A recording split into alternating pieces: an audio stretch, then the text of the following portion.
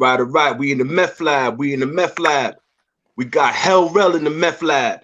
Salute, What it look King. like? What's good? What's shaking? What's good? You already know. Let's get into it. All right. So check it. Brooklyn got Uncle Murder, right? Right. Queens got 50, right? Right. Yonkers got Styles P, right? Right. The Bronx, right? Right. Got Rell. Let me ask you. I would agree. What made you want to stay out the limelight though? Stay out the limelight? Stay out the limelight. No, I wouldn't necessarily. Because we don't see you that much no more. I wouldn't necessarily say stay out the limelight. I had three major deaths. My mother, my father, and my grandmother passed away like in 1 year. Sorry to hear. Yeah, so that shit kind of like made me fall back and just appreciate things that mean more than materialistic things. You feel me? That's a fact. In the music industry, right? Right. If you could say one important lesson you learned, what would you say is the most important lesson you learned in the industry? The most important lesson I learned in the industry is to never take nobody's word. In the industry, because in the streets, your word mean everything.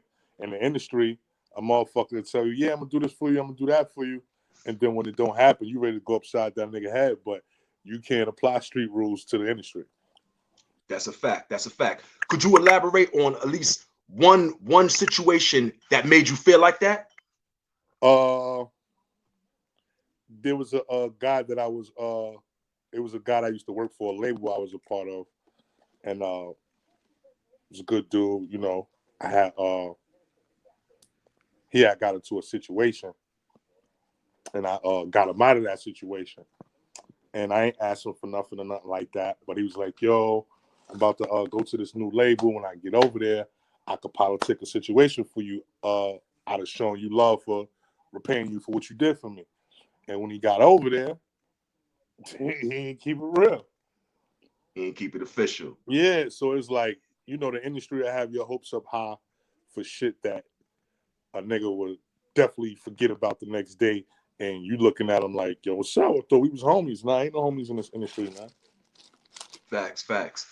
And if you could go back, right, and do it again, would you have messed with the set or would you have done it independent? I would have messed with the set because you know, you gotta go through certain situations in order to get the life lessons out of them. So if I ain't never go through the set, I wouldn't have learned the lessons that I was able to acquire. So I would have did it the same way. Facts. But are you in contact with anybody from the set? Yeah, I talked to Jim. I talked to Cam. I talked to Rell. He just came home or whatever. Spoke to L since he came home. Me and Gerald Ryder talked. So yeah, I'm definitely always in contact. We don't hang out with each other like that as much, but we in contact. That's a fact. Yep. Is anything in the making of reuniting and making like a whole new diplomatic community? You know what I mean? Another one of those for the people.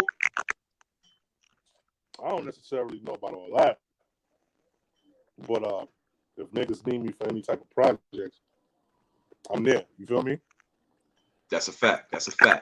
So as far as right now, what's your current position in music right now? Any projects you working on? Yeah, I'm working on the Golden Triangle right now. I got like 30 songs recorded, so I was just pretty much getting the right songs right. See what songs I want to put out. But I got like 40 songs ready to go. Okay. We looking forward to that too. Then let me ask you this: you call it the Golden Triangle, right? Is there any reason why you call it the Golden Triangle? Say that again. You're gonna call the project the Golden Triangle. Is there any reason why you're gonna call it the Golden Triangle? Because you already know they're gonna jump all over you for that. You know, they're gonna be like, oh, that's Illuminati. You know how they do. You know how they give it up. Nah, I know, but if nigga aware of history and know what's going on, the Golden Triangle, if you look on the map in South in Asia, East Asia, that's actually where Frank Lucas went to go get his dope in the jungle. Vietnam, and you know what I'm saying. If you look on if you look at the it's a triangle. Saigon sits at the top, Vietnam, then I forgot the other country to the right, but it forms a triangle, and that's where 80% of the heroin comes from in the world. Tough. And you said you got 30 done so far. Yeah. And when could we expect that? I was thinking about dropping on March 9th in the honor of Big getting killed on that day. Okay. So that's coming right now. And you're going to drop that on all streaming platforms, everything ready to go? Absolutely. I was just waiting for the video that I shot to come back so I could drop everything at one time. Okay. You got any features on the project? Not just me. Just you on the whole project. That shit should be nice. Yeah, I mean, that should be nice. People said they miss me, so I'm just gonna only give them me. Facts. Because we used to see, you more often. You got low, bro. You got low. You got low for a little while. You know why? In this clout chasing era, these young niggas and these so-called street niggas don't appreciate a nigga becoming so accessible. You feel what I'm saying? It felt good for me to be at a weed spot and see Noriega pull up at the weed spot and buy the weed spot out and shit. He ain't have to do that. He could have sent his little man to go get the weed, but he made himself accessible to the people because it was love in the streets. Now they know that. Create a world star moment, then show you love. That's a fact. Yeah, we in them type of times and all of that. Go this nigga, get the cameras ready. And the nigga could have been listening to your music half an hour before he seen you. So it's like, ain't no love out here, you feel me? Fact. Yeah, everybody want to get their cameras and record everything. It's a different time, Like me, I'm from the old New York, so I seen a whole different city, you know what I'm saying? You had to fight, you know what I'm saying? You had to get it in back then. Now it's just like everybody got their cameras. This shit is crazy right now, you know what I mean? So it's like, a nigga ain't got time for that, man. You feel me? Like, I've been accessible my whole career. A nigga can't say he ain't see a nigga. If you from the Bronx, a nigga can't say he didn't at least have one hell row sighting out of my whole career. That's a fact, because you used to ride the moped and all that. You used to come through with the bike and all that. Yeah. Rell, I know. I trust me. Yeah. So you know? It's horrible out here, man. When you got niggas like 6ix9ine wearing King Von shirts, disrespecting the dead, like these little young niggas don't give a fuck out here, man. You heard? Fact. It's a new day. It's kind of like I was watching a movie on some ancient Greek shit, right? No, the movie Troy. I don't know if you ever seen the movie Troy. That's a fact. You remember when the nigga Brad Pitt came to the motherfucking island that he was beefing with, and the nigga fucking knocked off the motherfucking head of Zeus? They said, "Oh my God, how you disrespecting the gods?" Right. It's like these young niggas from our hood that die. These young rappers, these niggas is rap gods. King Von is like a prophet. Like, once you die before your time, we consider you a rap prophet. You feel me? That's a fact. Prophet. That's a fact. So once it went that far, I say, you know what? I'm done with these niggas. You feel me? That's a fact. But then New York, like, we ain't riding our own wave no more. We riding like the Chirac wave. You know what I mean? We ain't riding our own wave. We lost it. We lost it. And New York niggas will take something from you and make you feel like we'll make you feel like you ain't never had it before. That's a fact. Yo, Rell, let me ask you this: how you feel about that T.I. and Tiny situation? I mean, it's unfortunate if it's true, but no charges have been made, so I'm not into just tearing down our Black African kings and queens just because a few people jumped on the internet and made some accusations. You feel what I'm saying? That's a fact. So, until the case unfold, we'll see what's going on. But my blessings go out to them and whoever was affected by that. That's a fact. I agree. All right, Rell, I got one more for you. Whatever you want to know, let's talk about it. All right, let's do it. Growing up, right? Who inspired you to want to rap?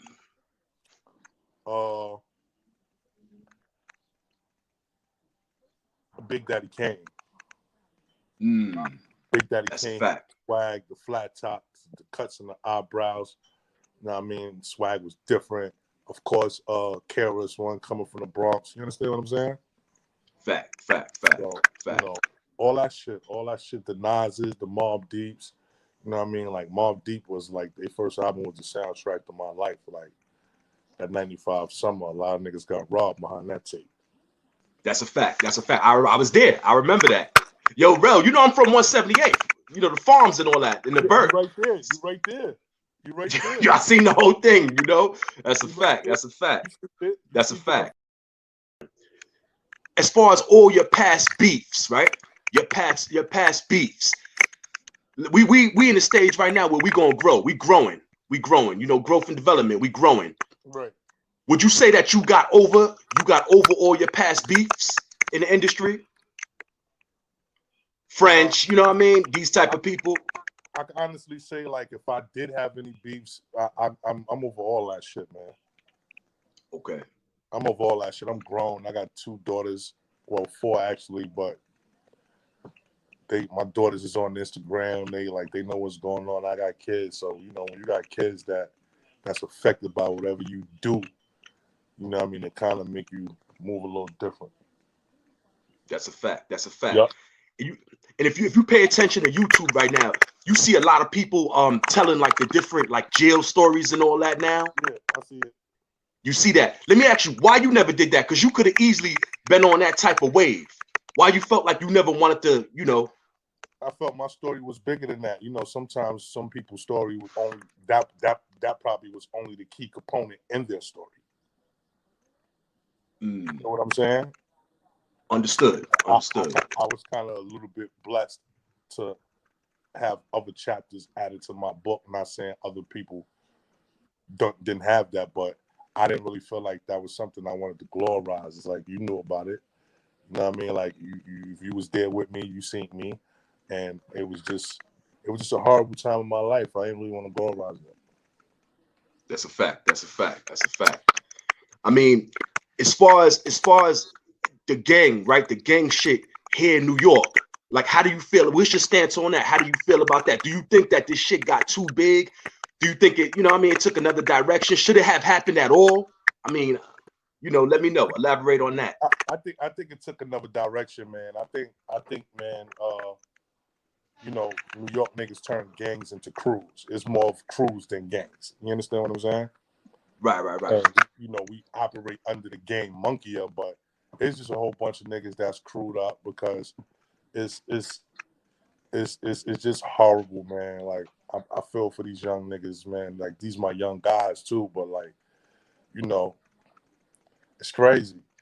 You look at Chicago, you see all these little young niggas dying, man. Like, this shit horrible, man. Like, my thing is,